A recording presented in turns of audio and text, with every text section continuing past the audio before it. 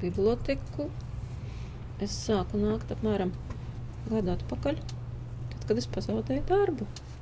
Bija pazudis viss iepriekšējais dzīves ritms, viss, ko es darīju iepriekš, tātad man bija savu dzīvi jābūvē no jauna. Un es izdomāju tā, ka biblioteka būs tā vieta, kur es varēšu atjaunot šo savu dzīves ritmu.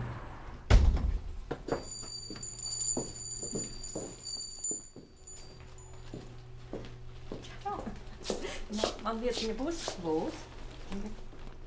Sāku uz biblioteku nākt katru dienu, tā kā uz darbu.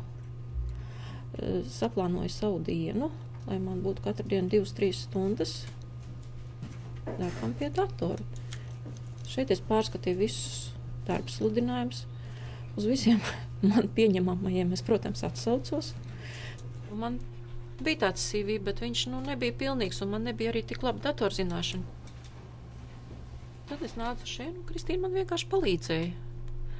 Palīdzēja viņu noformatēt un teiksim, ievietot tur jaunas rindiņas, jaunas ierakstus, un kā viņu pareizi noformulēt. Un tad viņi vēl pateica priekšā, kur varētu piemērus paskatīties.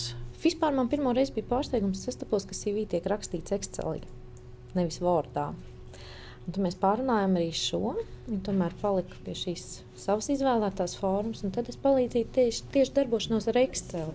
Kā papildināt šūnas, kā kaut ko noņemt.